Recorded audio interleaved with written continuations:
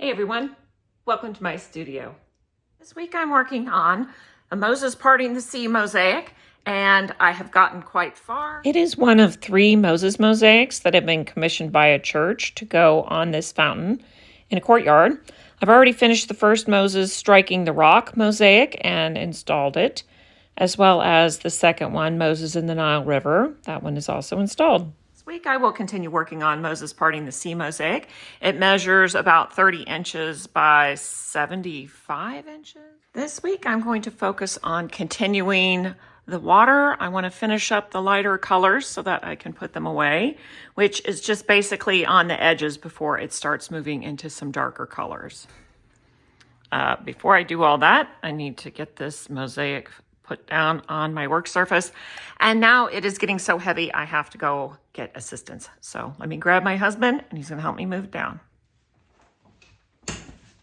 One, 2, 3. Careful.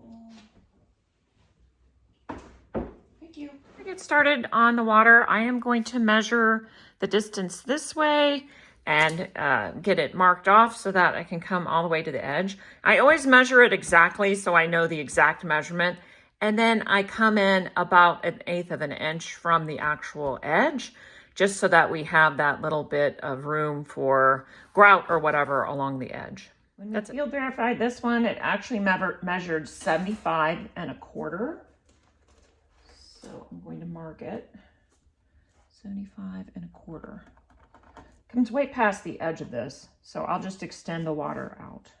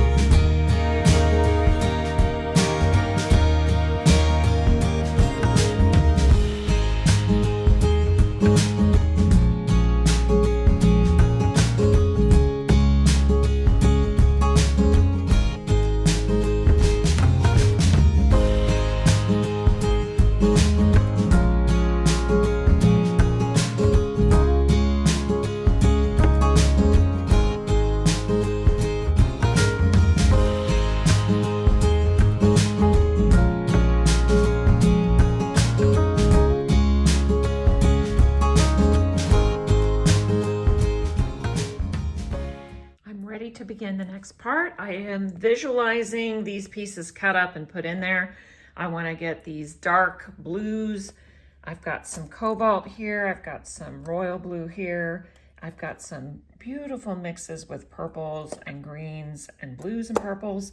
So I'm just going to, again, have a little bit lighter up here at the top and then bring it down to the darks. There are some really big spots that are actually the foam, and those I'm going to be working on after I finish all of the actual water parts. I'll come back in so I can do the same thing with the foam. I'll start with more white lights on the edge there, and then I'll move into more shadowy, darker grays as I come down into the shadow of the wave. That's it.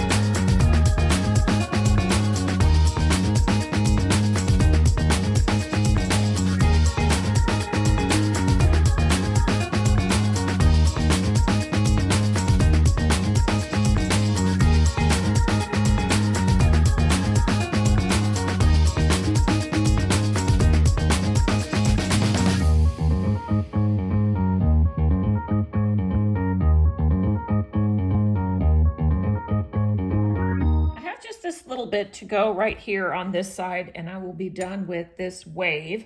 But as I was working on it, I was a little bit dissatisfied because I had moved this boundary over to here. It was here.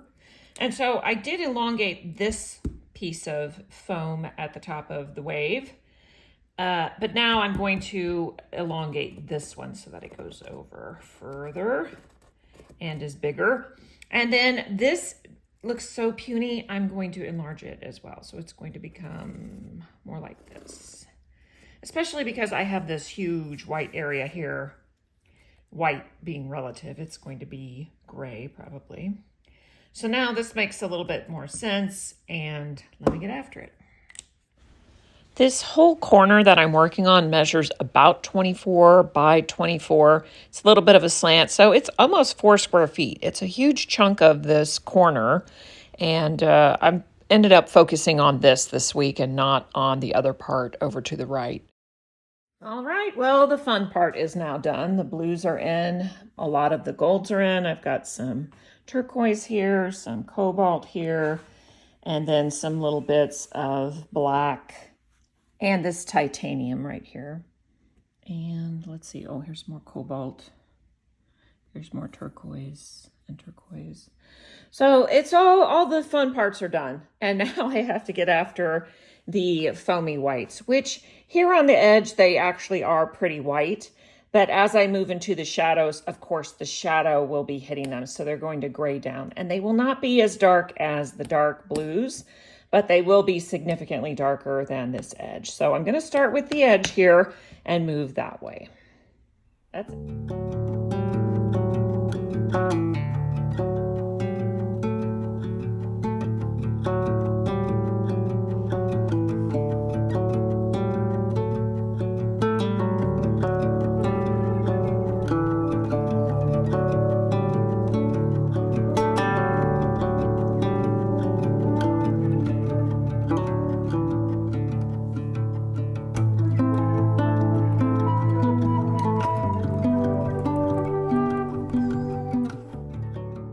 It's only natural, but once these holes are filled in, it just looks so much more real.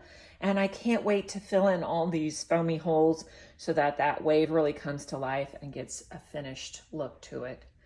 And then I can start on this one. And my plan is to actually turn the whole thing around so that I can work from this side, because there's more space over here, and not have to be squished against the wall. When I'm back there, I have to walk all the way around to get to my grinder, which is right there. And that's a kind of a hassle. So if I can flip it around, work upside down, and not have to go around the table to get to the grinder, that should help quite a bit and speed things up on that part. Then I'm going to finish this first next week, and then I'll get after that. That's putting it together. Thanks for watching. See you next time.